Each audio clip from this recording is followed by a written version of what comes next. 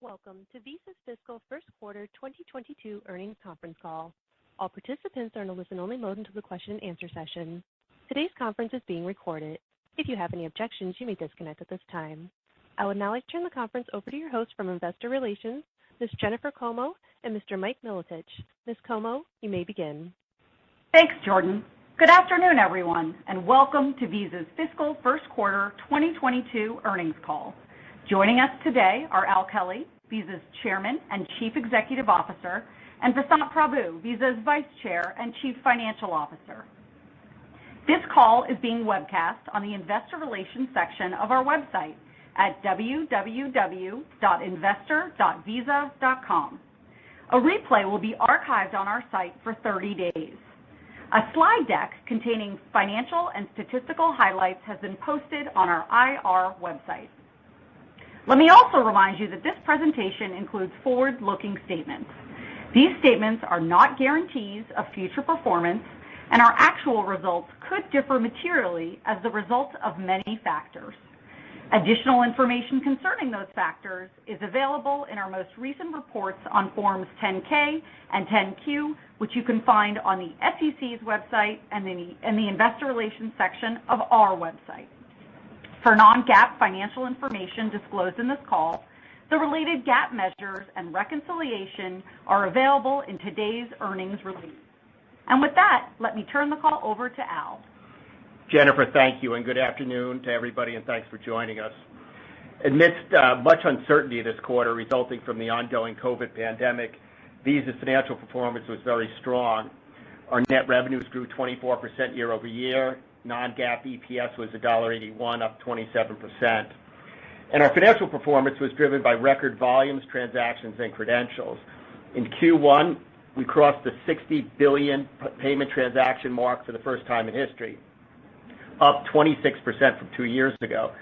Visa cards were used 28 million times per hour in the last quarter. And we also increased our card credentials to over 3.8 billion, up 10% in 1 year. I'm going to leave the rest of the details to Vasant as I want to focus on the future. As we look ahead, we expect accelerated revenue growth versus pre-COVID over the coming years, driven by our three strategic levers of consumer payments, new flows, and value-added services. Many current trends in payments, including A2A, RTP, buy now, pay later, crypto, and wallets, are enabling new ways to pay.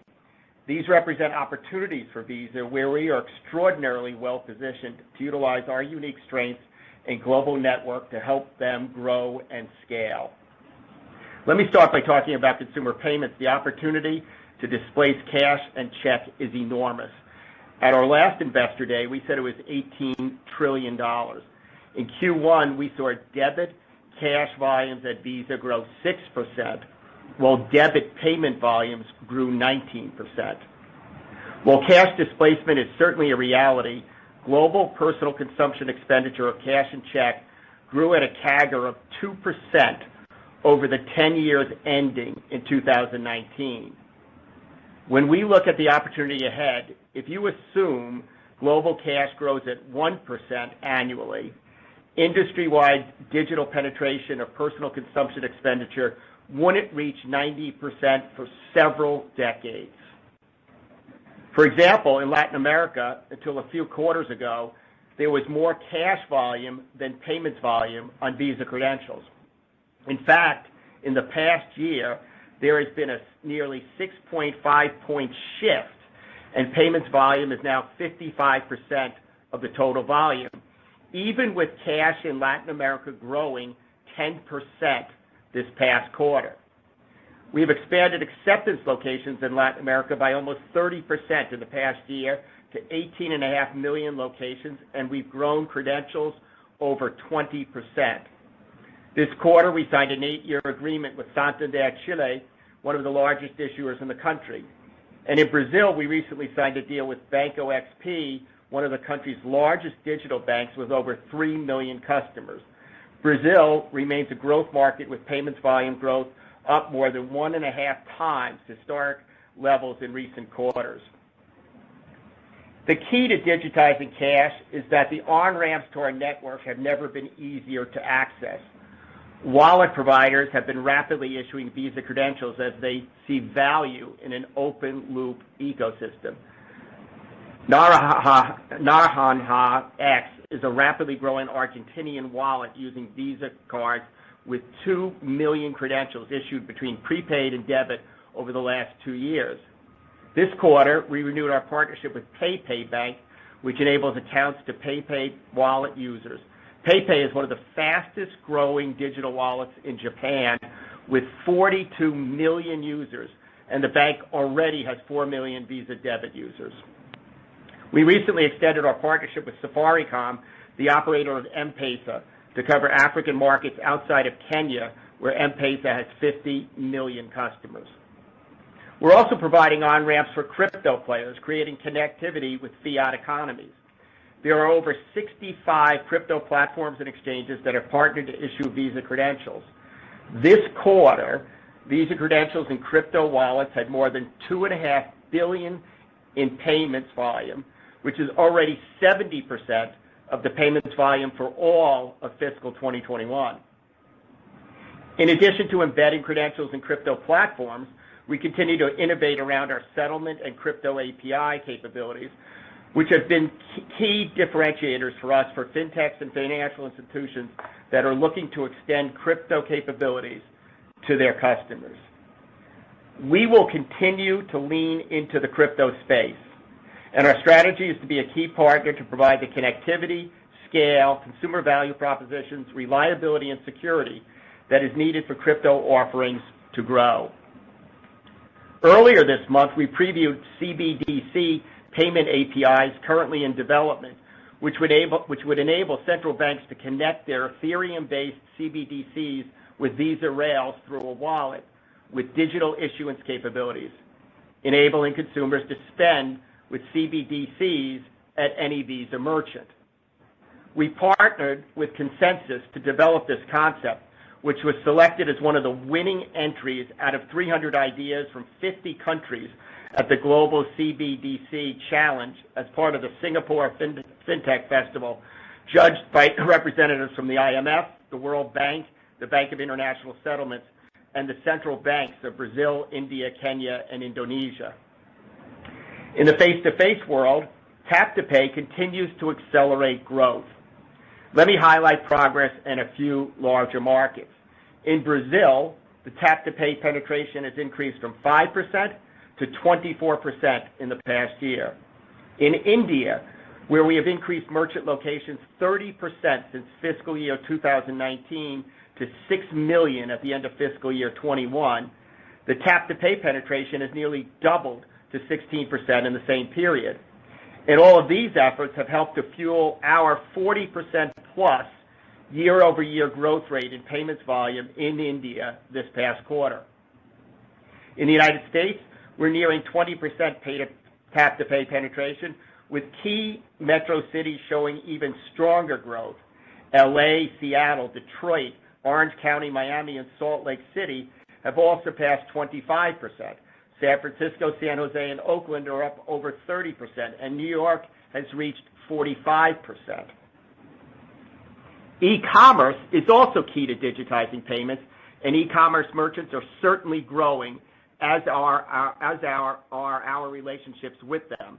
We successfully closed a U.S. co-brand deal with Shopify, a key e-commerce platform with millions of global merchants and entrepreneurs.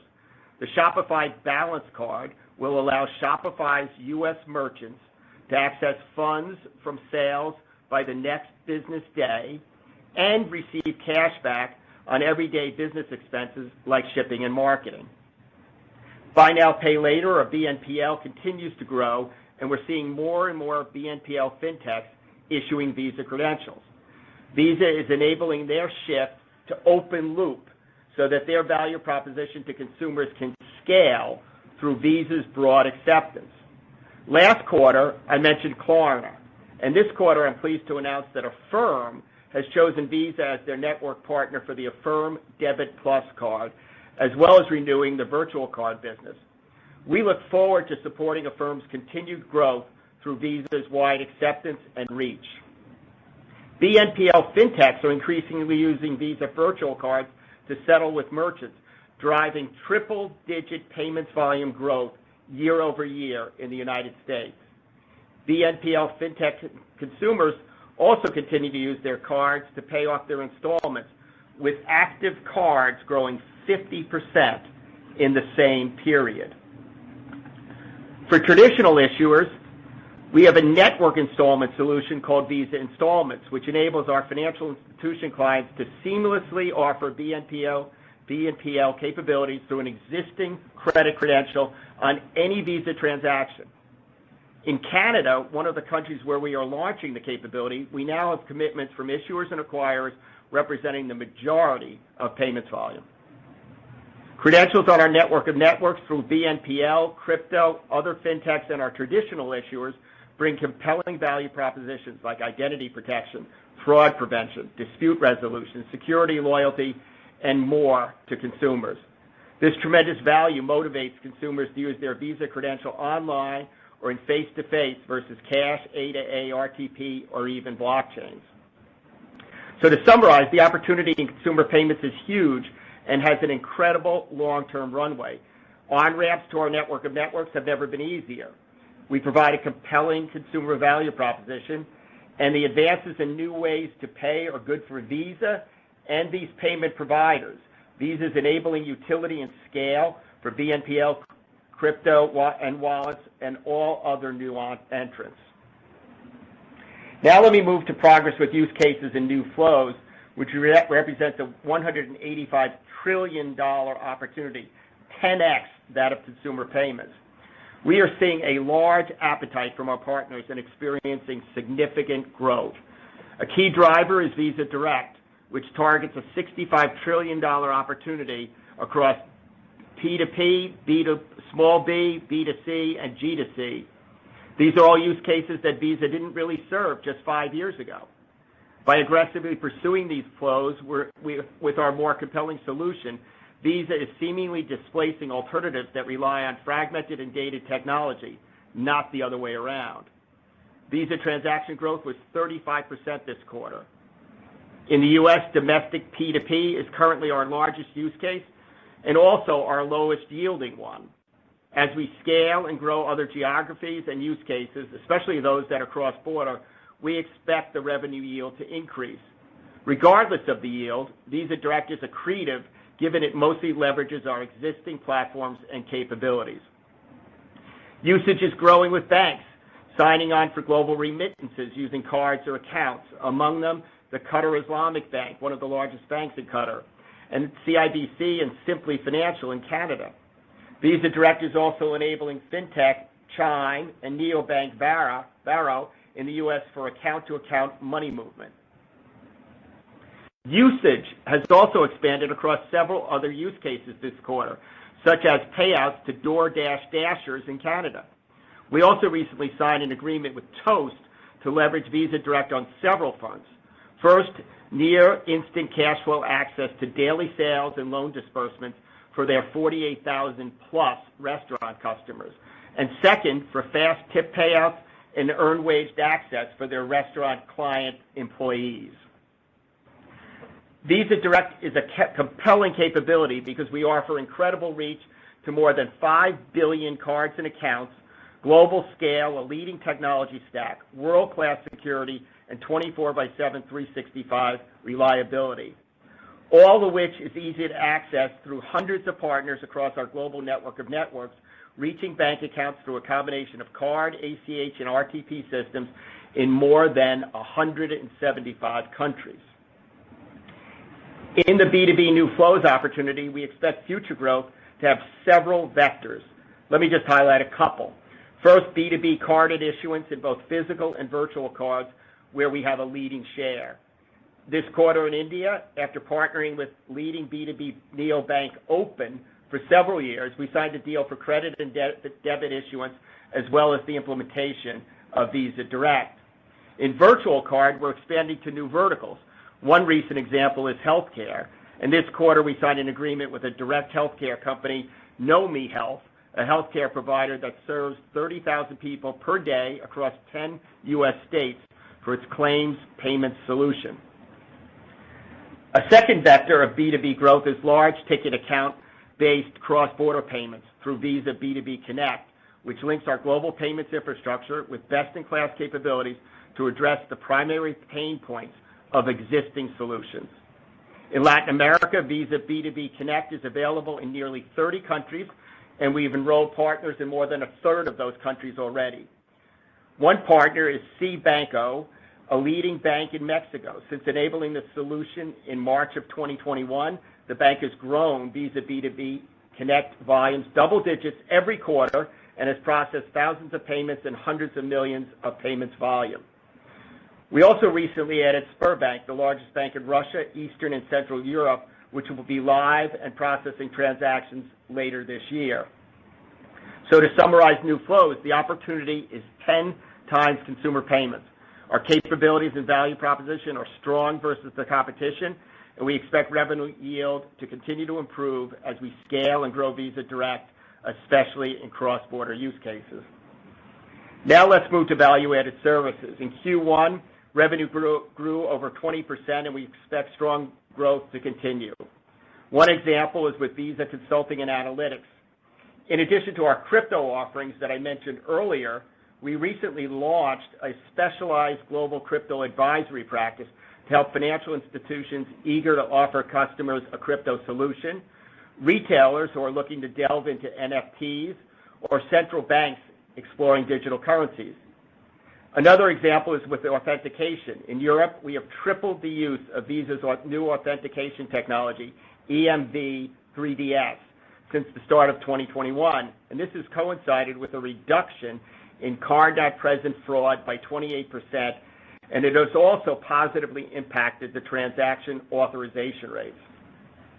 And we are launching new capabilities to build for the future. Visa Acceptance Cloud enables clients to move embedded payment processing software from individual devices to the cloud, eliminating the need for expensive terminals, as well as the cost and time to certify the processing software. In addition, clients can access value-added services from fraud management to BNPL. We also recently closed our acquisition of Currency Cloud.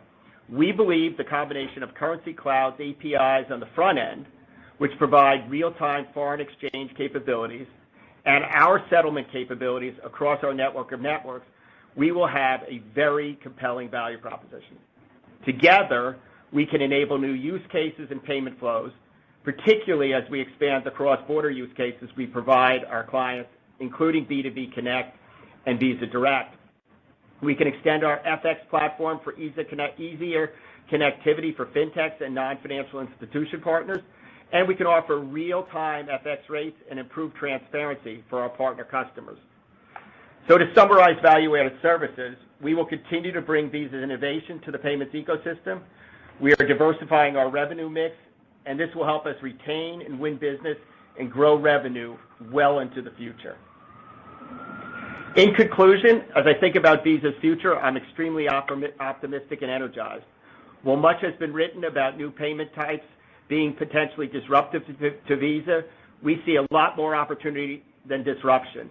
Our global infrastructure is providing connectivity through our network of networks to power more traditional payment types and newer ways to pay and move money. Our interconnectivity, security, reliability, consumer and fraud protections, risk management, and other value-added services offer a superior experience. We expect to attract more and more transactions, which will continue to fuel our growth at an accelerated rate. With that, let me turn it over to Vasant. Thank you, Al. Good afternoon, everyone. Our fiscal 2022 is off to an excellent start, with net revenues up 24% and GAAP EPS up 29%. Non-GAAP EPS, adjusted for items including investment gains and a litigation accrual, was up 27%. In constant dollars, net revenue growth was approximately a point higher at 25%, and non-GAAP EPS approximately 1.5 points higher at over 28%. A few key highlights. We had a very sharp recovery in cross-border travel in October and November as much of the globe ex-China moved to reopen borders or announced timetables to open borders and lifted restrictions such as quarantines. As a result, card-present and card-not-present travel, which exited September at an index of 61 to 2019, rose steeply to hit an index of 72 for the first quarter. Border reopenings came sooner than we had anticipated, and as we've seen throughout 2021, consumers were very quick to act. As Omicron hit, some borders shut and some restrictions were reinstated. However, as we speak, borders are being reopened and restrictions lifted, and we expect the travel recovery to resume as we head into February. Payments volumes remained robust through the quarter globally, with the index to 2019 stepping up relative to the prior quarter by 2 points in the U.S.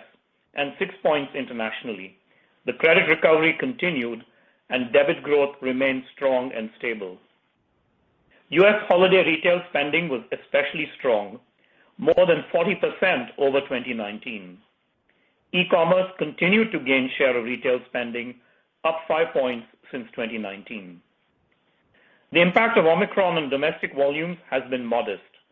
As the Omicron wave crests globally, we expect the impact to ease, as it has in markets such as South Africa and the UK, which were among the first to be hit. Revenue growth was very strong across our three growth engines.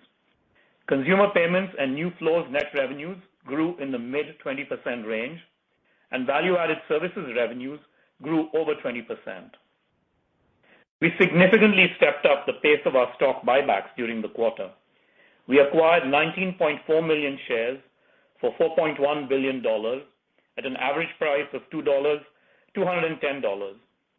and our board authorized a new $12 billion stock buyback program in December.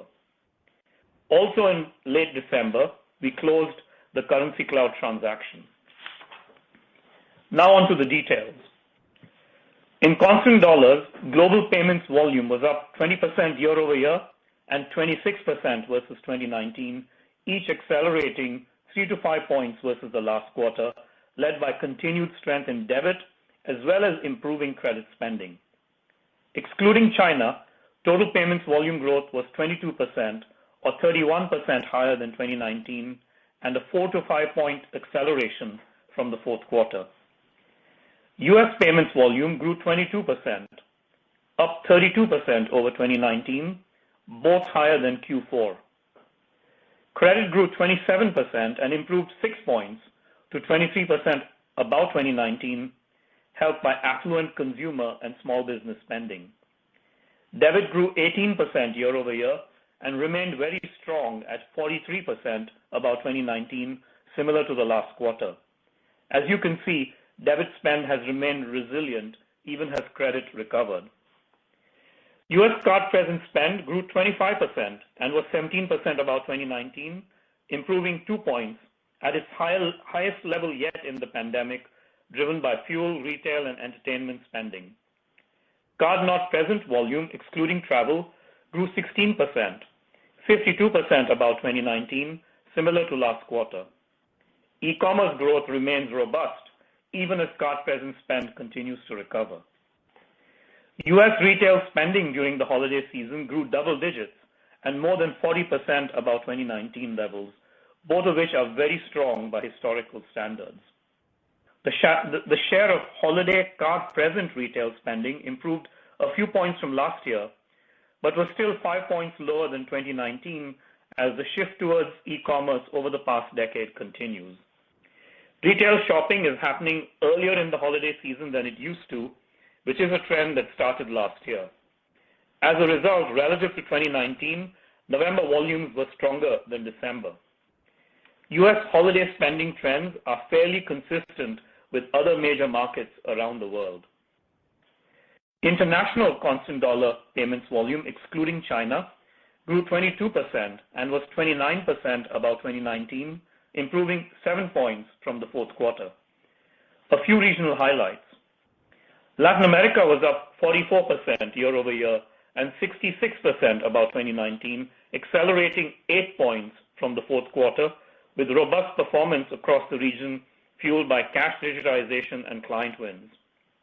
Our CEMEA region remains strong, up 31% and 58% from 2019 levels, accelerating 10 points from the fourth quarter, also fueled by cash digitization and client wins. Europe was up 17% and 23% from 2019, improving 3 points from the last quarter due to strong performance across continental Europe. Asia Pacific, excluding China, remains our weakest region, up 16% both year-over-year and versus 2019. But a recovery is finally underway with an 11-point improvement from Q4, mostly due to relaxed restrictions. The largest improvements were in Australia, India, Southeast Asia, and Japan. Global processed transactions were up 21% year-over-year and 26% over 2019, 2 points better than the fourth quarter, accelerating less than overall volume growth due to higher ticket sizes. Constant dollar cross-border volume, excluding transactions within Europe, was up 51% year-over-year and was 1% above 2019 volumes, a 15-point improvement from the fourth quarter. Cross-border card-not-present volume growth, excluding travel, continued to strengthen, up 26% year-over-year and 50% above 2019, 7 points higher than the fourth quarter as consumer engagement continues to grow. Cross-border travel-related spending, excluding intra-Europe, grew 102% year-over-year and was 72% of 2019 levels, improving an extraordinary 14 points from the fourth quarter to the first quarter. The recovery in the first 2 months of the quarter versus 2019 was very fast and broad-based, with outbound travel from each of our regions improving more than 10 points relative to 2019 from September to November. Inbound travel to the US, Canada, CEMEA, and Europe all improved about 20 points during that time, while Latin America and Asia each improved at least 5 points. This recovery was driven by a combination of border openings, the relaxing of restrictions, and pent-up demand. Countries such as the US, Singapore, Thailand, Australia, Chile, Argentina, and many more reduced friction for inbound travelers. The US to Europe corridor remained open. This steep travel recovery started to lose momentum in the last week of December as Omicron spread around the globe. We expect this to be short-lived. Moving now to a quick review of first quarter financial results. Service revenues grew 19%, slightly better than the 18% nominal growth in Q4 payments volume, helped by increased utilization of card benefits and small pricing modifications. Data processing revenues grew 19%, slightly below the 21% processed transaction growth, mostly due to exchange rate changes. International transaction revenues were up 50%, consistent with nominal cross-border volumes, excluding intra-Europe. Other revenues grew 17%, led by consulting, data, and marketing services, as well as travel-related benefits. Revenue growth was robust across our 3 growth engines. Consumer payments grew in the mid-20s, led by improving cross-border volumes and continued strong domestic volumes and transactions. New flows also grew in the mid-20s, driven by Visa Direct and the carded B2B recovery. Visa Direct transactions grew 35%. We're lapping very strong quarters from last year, which is moderating U.S. growth rates. Meanwhile, the international business is ramping fast, as is growth from use cases such as cross-border remittances, earned wage access, and marketplace payouts. Commercial or B2B volumes grew 28% year-over-year and up 26% over 2019, a 5-point improvement from the prior quarter, mostly in credit. The growth is helped by share gains and a portfolio of diverse spend categories that is not overly dependent on T&E. Value-added services revenue grew over 20%, led by risk and identity, as well as consulting and data services. Growth was driven by new client adoption, increased usage among existing clients, and international expansion. Client incentives were 25.1% of gross revenues, about 1 point below our expectations. This was the result of a significantly better revenue mix due to the faster than expected recovery of our cross-border business. As our revenue mix continues to normalize with the cross-border recovery, it will help this ratio. GAAP operating expenses grew 24%, inclusive of a $145 million litigation provision associated with U.S. interchange multi-district litigation case. Non-GAAP operating expenses grew 16%, in line with our expectations. We recorded gains from our equity investments of $231 million. Excluding investment gains, non-GAAP non-operating expense was $110 million. Our non-GAAP tax rate of 19.3% was in line with expectations. Our first quarter tax rate is typically a little lower than the full year rate. GAAP EPS was $1.83. Non-GAAP EPS was $1.81, up 27% over last year. Including our quarterly dividend of 37.5 cents per share and our stock buybacks, we returned $4.9 billion of capital to shareholders in the quarter. A few comments on our trends through the first 3 weeks of January. On a year-over-year basis, U.S. payments volume was up 13%, with debit up 4% and credit up 25%. As you assess these numbers, it is important to remember that there was a government stimulus disbursement which caused a surge in debit spending in early January 2021. January spend growth versus 2019 was up 40%, with debit up a robust 52% and credit up 29%. These trends are relatively consistent with performance in our major markets around the world. Processed transactions grew 17% year over year, up 37% versus 2019, lagging volume growth due to larger ticket sizes. Cross-border volume, excluding transactions within Europe on a constant dollar basis, grew 44% year over year and was 4% above 2019. Card not present non-travel growth remains strong at 67% above 2019, up 17 points from the first quarter. The cross-border travel recovery has stalled since late December due to Omicron, indexing at 72 to 2019, in line with the first quarter. Borders are reopening, and we expect the recovery to resume in February. Total cross-border volume was 14% above 2019. Moving now to our outlook for the second quarter. Domestic volume growth has stayed robust and stable for the past 3 quarters. While Omicron has had some recent impact, it has been modest and will ease as the wave crests. This is also the case with e-commerce growth, both domestic and cross-border. We are assuming that these trends continue. The swing factor is cross-border travel. As discussed, the cross-border travel recovery was very rapid in October and November as the U.S. border reopened and many countries eased restrictions or announced plans to do so. With Omicron surging, some restrictions were put back in place and some reopening plans were put on hold. However, restrictions are being eased and borders are reopening. We are assuming the cross-border travel recovery resumes in February. As such, we expect net revenues to grow at the high end of high teens in the second quarter, including over 1 point of exchange rate drag. Incentives should grow at a similar rate as the first quarter, which as a percent of gross revenues will likely be in the 25.5 to 26.5% range based on volumes, renewal activity, and cross-border performance. We expect organic non-GAAP operating expenses growth at the high end of mid-teens with some additional investment spend. The inclusion of Currency Cloud will add another 1.5 points to non-GAAP operating expense growth. Tax rate is expected to come in at the high end of the 19 to 19.5% range. We can also update some of the planning assumptions for the full year we had shared with you in October.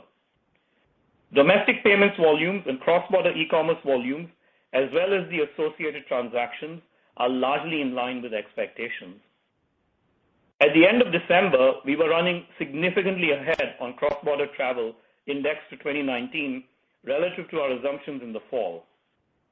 As such, we are now assuming that the cross-border travel index to 2019, excluding intra-Europe, ends the fiscal year 10 points ahead of our prior assumptions or at 90%. Inclusive of intra-Europe travel, this would be back at 2019 levels.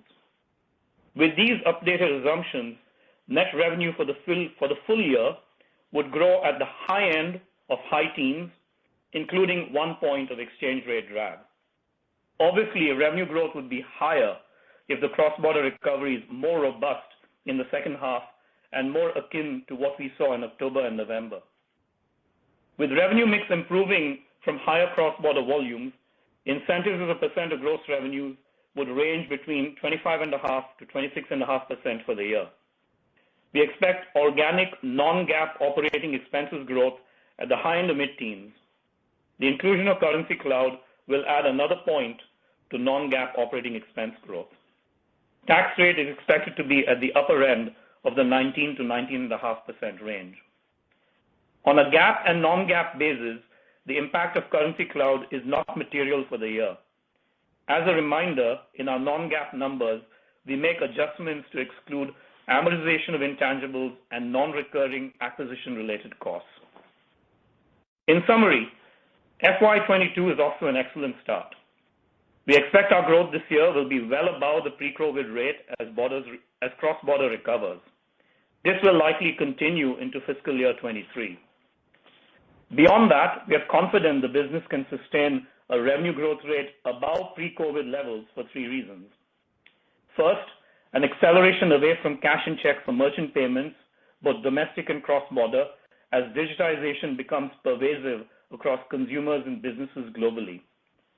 Second, acceleration of cash, check, and wire transfer displacement as our new flows initiatives penetrate a broad range of new use cases with very large total addressable markets. Third, sustainable high teens growth across our value-added services, both from existing services and new offerings. As new flows and value-added services become a larger part of our revenue mix, growing faster than consumer payments, the sustainable growth rate will continue to rise. We are and will continue to invest in the capabilities required to capture the extraordinary growth opportunity ahead of us. With that, I'll turn this back to Mike. Thank you, Vasant. We're now ready to take questions. If you would like to ask a question, please press star 1 and clearly record your name. You will be announced prior to asking your question. To ensure all questioners are heard, we ask that you please limit yourself to 1 question. Once again, to ask a question, please press star 1. To withdraw your question, press star 2. Our first question comes from Darrin Peller from Wolfe Research. Your line is open. Thanks, guys. Nice job. Al, can you start off by revisiting what you see as the key sustainable factors that's probably accelerated somewhat as the pandemic progressed, whether that's services or it's just volume generally having shifted over faster? And then I guess on that note, as we get cross-border improving, you should get a pretty big pass-through to the bottom line. I'm just curious your thought process around the potential for reinvestments versus rewarding shareholders. Thanks a lot, guys. Well, Darrin, I think first in the near term, I think the upside is going to come from continued recovery of travel and the affluent customer getting back in the mix of spending at the levels they were pre the pandemic. In terms of the sustained longer term opportunities, I think they come in a number of places. First, e-commerce adoption is going to be very sticky, and millions and millions of people around the world went to e-com and for the first time during the pandemic. Continued cash displacement is without question going to continue. There's just simply more ways to pay, which is going to drive volume. Geographic expansion for us is another area where we're going to get sustained growth over time. And then I think continuing to penetrate both in new flows and the opportunities that we have with Visa Direct, B2B Connect, and other areas within B2B, plus our ability as we capture more transactions to be able to sell our value-added services. So I think there's a good number of levers that we can push that provide terrific growth for us going forward. In terms of your second question, I'll let Vasant weigh in as well. Look, Vasant talked about our updated planning assumption on cross-border, where we think we're going to be about 10 points better than our original planning assumption, and certainly that is going to be helpful for us. As we look ahead, we're gonna, continue to, I think, be very balanced in our thinking. We're conscious about making sure that our level of investment is at the appropriate levels against the right initiatives to make sure that we are managing the business and being able to fund growth initiatives into the future. But we're also, conscious of making sure that we're careful about our expenses as we go forward as well, Darrin. Yeah, I mean, going back to your question about shareholders and returning cash to shareholders, we did step up our dividend. It's $1.50 per quarter now. We did that last quarter. And then, as you saw, we accelerated our stock buybacks. Our stock buyback is programmatic, but when we see opportunities, we step it up. And clearly our cash flows are better. We felt there was an opportunity and we stepped up our buybacks. As Al said, I mean, our first priority is investing in our core business. There's plenty of opportunity here for growth. Second would be acquisitions that, enhance our capabilities, like Currency Cloud, and hopefully soon, we close on Tink. And then, of course, we've always been, returning cash to shareholders, most of our free cash flow in the form of dividends and buybacks. Thanks, guys. Thanks, Darrin. Our next question comes from Rayna Kumar from UBS. Your line is open. Good afternoon, Al and Vasant. Thanks for taking my question. So as you both highlighted, your debit volume remains very strong. Can you discuss how much of that strength is coming from Visa Direct and how sustainable that growth is in 22, of course, excluding the second quarter comp issue with the government stimulus? Thank you. Rayna, it's a couple of points, and it's been consistently that through the entire run of the pandemic.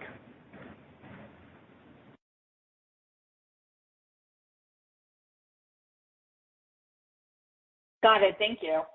Got it. Our next question comes from Harshita Rawat from Bernstein. Your line is open.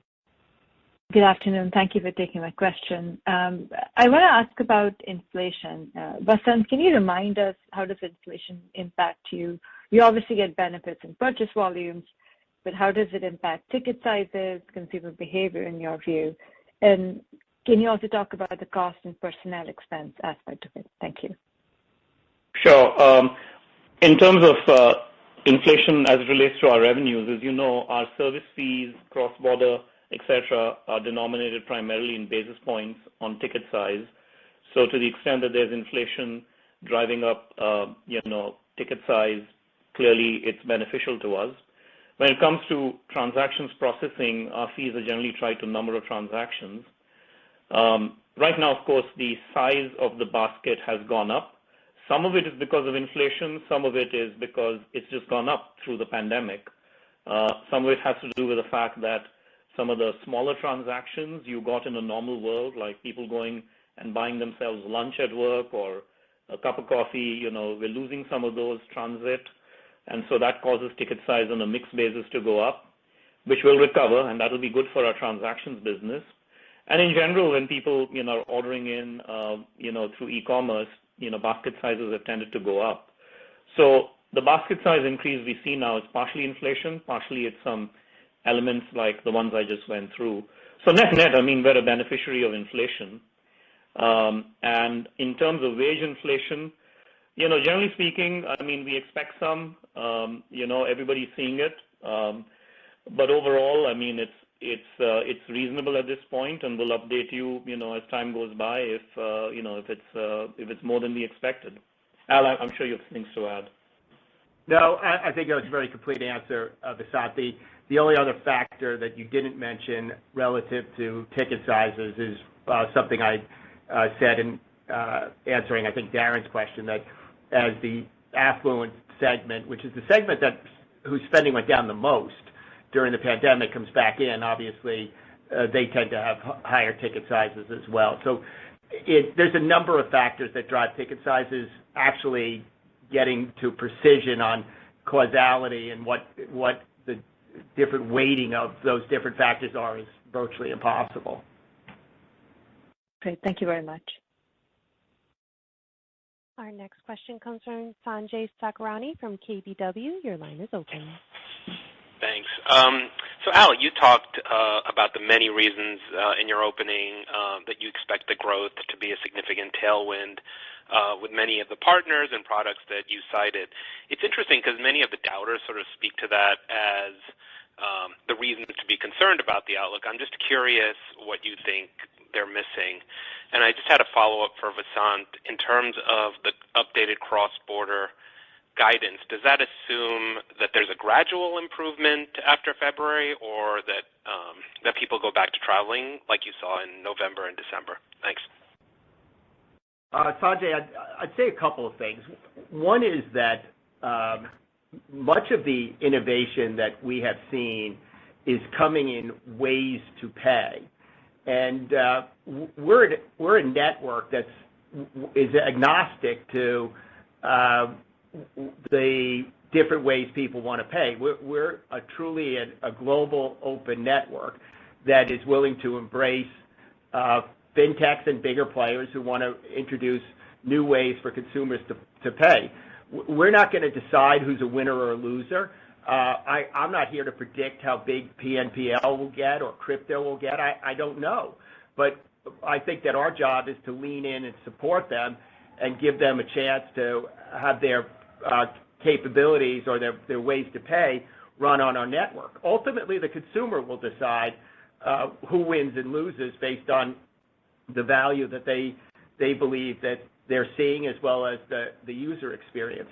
I also think that the fact of the matter is, if you look out over time, open networks win over closed networks.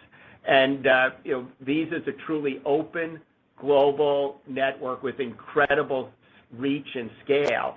And what ends up happening in any kind of closed situation is that after the initial excitement and initial pop, people run into a wall where it gets much more difficult to scale their businesses. And when somebody comes in and does business with us, where we can make our 80 million or really closer to 100 million merchants available to them and help bring scale instantly, and prevent people from having to, for instance, go merchant by merchant in order to scale their business, we can do it much more quickly and much more efficiently for them. So I think that this kind of distinction between how to pay and a network like ours that is enabling multiple ways to pay is a distinction I think that people haven't fully appreciated.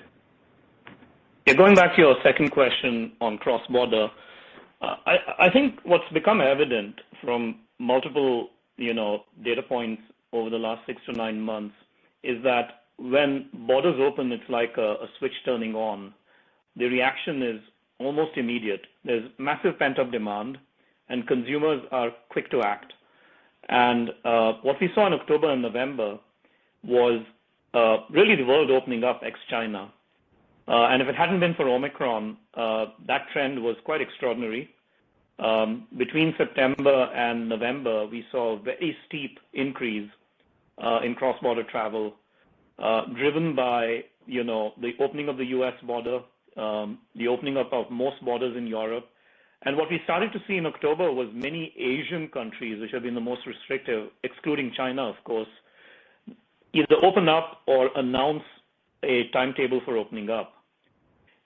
So that tells you that opening borders, which is something that is hard to predict because governments control it, can have a sizable and immediate impact. In terms of your question as to what is our assumption, our assumption is for steady improvement through the year. But we know it won't be steady. I mean, there will be periods when borders open and we could see some sharp improvements. And there may be occasional periods where if there is another variant, there may be some, flattening out, just as we saw in January. But the bottom line is, it is very clear that when borders are open, things will move very fast to normalize. Thank you. Our next question comes from Ken Suchoski from Autonomous Research. Your line is open. Hi, good evening, Alan, Vasant. Thanks for taking the question. I wanted to follow up on the cross-border business. I mean, some really solid results there. And I'm just curious to get your thoughts. Can you talk about whether this business gets back to pre-COVID trend growth, or do you expect the cross-border business to get back to pre-COVID trend levels, meaning does cross-border revenue and volume eventually catch up to where it would have been had COVID not happened?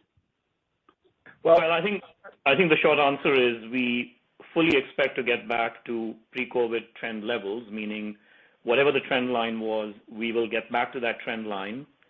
And at least initially, the mix will be a little different because the part of the business that is growing well above trend is the cross-border e-commerce business. The part of the business that right now is below trend, below the trend line, is the travel business. The e-commerce business cross-border is clearly one that we think can sustain above trend growth rates relative to pre-COVID. And if the travel business returns only to the pre-COVID growth rates, which we see no reason why it wouldn't, so let's assume it grows above pre-COVID growth rates, gets to the trend line, and then begins to grow at pre-COVID trend rates. We see no reason why that isn't the case. There is a possibility because of the e-commerce business that the cross-border business in total can grow faster than pre-COVID growth rates after it gets back to the pre-COVID trend line. I assume that is sort of what you were asking. Yeah, that's exactly right. Thanks a lot for that. I appreciate that. Our next question comes from Lisa Ellis from MoffettNathanson. Your line is open. Hi, good afternoon. Thanks for taking my question. I had a couple strategic questions related to the Visa Acceptance Cloud announcement. First, is this open to all types of card payments, or is it Visa only? And then second, how are you monetizing Visa Acceptance Cloud? And then the last one is, how should we think about the interplay between the Visa Acceptance Cloud and your ecosystem of acquirers and payment facilitators, given that many of them have their own solutions in the POS space? I mean, are they embracing it, or is it potentially competitive with their solutions? Thank you. Well, Lisa, first of all, it's early days with this. Our approach on this is to not charge for it because we think it's extremely valuable for the ecosystem to expand acceptance, and that's really the driving strategic force for us here is to drive acceptance. And certainly, my expectation is that once we can get the transaction on our network, we'll have more opportunity to sell things like value-added services over time. But despite the fact that our network has 100 million merchant locations, there is still a long tail of merchants around the world that are not accepting, and it's important that we do everything we can to bolster the acceptance footprint that we have around the world.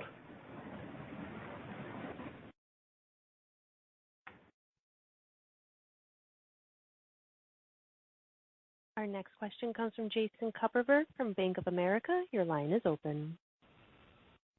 Hey, guys. Thanks for taking the question. Just wanted to take your temperature a bit on the global regulatory landscape. Does it feel more or less risky than, say, where we were pre-pandemic? I mean, just given the political climate in the U.S., there's still the merchant litigation in Brooklyn, the Fed's proposing some changes to the Durbin Amendment. There were some recent reports out of the UK from the payment system regulator there. So just wanted to see how you're thinking about that overall, or any areas of risk we should be potentially mindful of. Thank you. Jason, for as long as I've been involved in payments, there's always been regulatory issues and discussions and that take place around the world. So, it's really part of being in the business.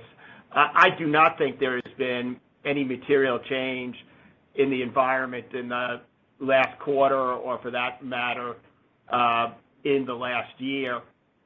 I do think that the pandemic has helped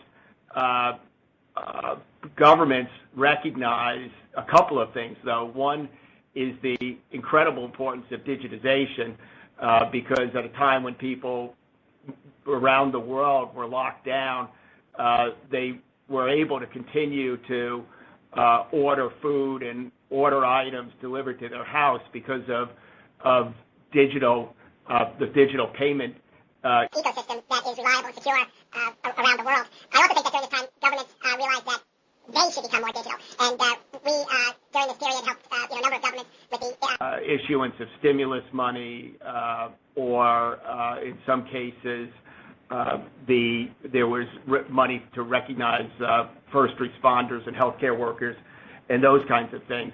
So I think there's more discussions going on with governments related to digital payments, and we're helping them more. I'd also say that the subject of central bank digital currencies opens up and gives us an opportunity to talk to central bankers who, in many cases, are seeking our counsel as to what they should potentially be able to do. And, I think that's a very good thing because it allows us to have an avenues to potentially talk about other things that they might be contemplating from a regulatory point of view. So I guess in sum, I'd say regulatory attention is nothing new. There hasn't been any material change, and we continue to engage thoughtfully and frequently around the world with regulators. Okay, thanks for that. Our next question comes from Tien-Tsin Huang from J.P. Morgan. Your line is open. Hey, thanks. Good to connect with you all. Just on the strong mid-20s revenue growth this quarter, I know that was nicely ahead of the high teens you talked about last quarter that you expected. Was it primarily cross-border that drove the upside or surprise? I'm just curious if there's any other call-outs that you would point to, because I know we've fielded a lot of cross-border questions. And then just quickly on rebates and incentives, I guess the outlook 50 bips better than prior guidance. Is that also primarily the result of cross-border and the other impacts from pricing, et cetera? Thank you. Yeah, you're right, Tien-Tsin. I mean, the cross-border outperformance in the first quarter was primarily cross-border, but we also had value-added services performing quite a bit better than we expected. So strong value-added services was also a contributor. So those would be the sort of the two main drivers. As you know, when payments volumes outperform, we book the revenue with a lag. There was outperformance on payments volumes too, but that doesn't show up in the quarter. It certainly wasn't anywhere on the order of magnitude as our cross-border outperformance, but there was definitely there would have been higher service revenues had there been no lag. The other part of the question was rebates and incentives. Rebates and incentives. Yes, we had been saying for a while that those numbers were going up because of the mix change away from cross-border. We thought coming into this quarter that we'd be somewhere in the region of 26% at the low end of the prior range we had. We were a whole point lower entirely because our mix improved because of cross-border. And the reduction in the range for the year is also driven by the improvement in the mix, since we now expect the cross-border business to be stronger than we had originally expected. Yeah, so it's all mix. Glad to hear it. Thank you. Tien-Tsin, the only thing I would add is that I think we also had a very strong holiday period, and as Vasant pointed out in his remarks or in answer to one of the questions, we've seen this phenomena of the holiday season stretching, and it's no longer really Black Friday to Christmas Eve. It's really starting early in November, driven by the incredible increase in the adoption of e-commerce. Got it. Thank you both. Our next question comes from David Togut from Evercore ISI. Your line is open. Thanks so much for taking my question. Looking at the upgrade in your cross-border travel forecast for the rest of this year, does any of that include reopening of China And if it doesn't, what impact would a China reopening have on the impact of, on cross-border travel payments, obviously depending on timing? Yeah, I mean, we don't sort of, no one corridor accounts for a big chunk of our volume. So, China opening or not, don't have to make specific assumptions on that.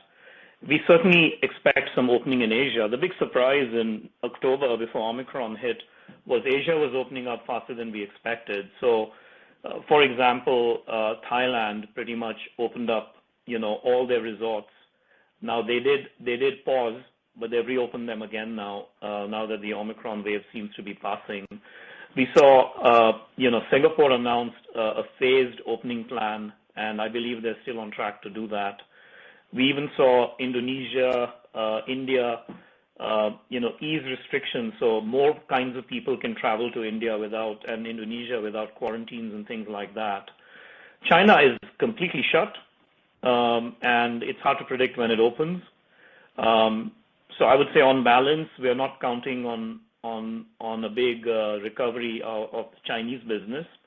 But otherwise, the big swing factor at this point is how quickly Asia opens, and how restrictive is it after opening. Understood. Thank you very much.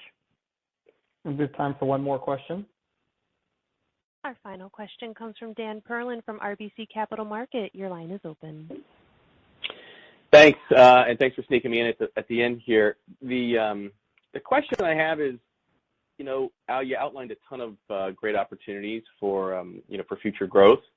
But in many instances, just so many, it's hard to kind of pull these things together. So when you take a higher kind of elevated look and you think about it from a secular growth versus cyclical mix of your revenues, where does it sit today, versus maybe in the prior pandemic, and how should we be thinking about that mix shift to get you to that accelerated growth path? Thank you. Yeah, I can start, and I'm sure Al will add. Look, in the short run, the cyclical recovery is by far the biggest driver of the growth. Having said that, underneath the cyclical recovery, which is most acute right now in cross-border, you can see that other components of the business are not only stable, but also growing at an above-trend level. So if you look at our payments volumes, credit is in a recovery mode, but debit is very resilient even as credit recovers, and is at a growth rate. If you do a CAGR over the time period pre-pandemic, it's a higher CAGR than it was, pre-pandemic. The same is true for e-commerce growth.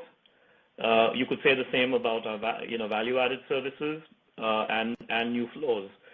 So while the biggest driver of short-term growth being above trend is the recovery component, if you look below it, the underlying sustainable and secular growth trends are also above trend relative to where they were pre-pandemic. Yeah, I'd agree with all of that. And, if we look at our growth by certain verticals, incredible growth in home improvement and food and drug, and a lot of that I think is because there's all kinds of new models. People are, buying online and picking up, or buying online and getting delivery. A lot of these new ways of shopping and paying is going to help us drive growth in new ways going forward. Great. Thank you.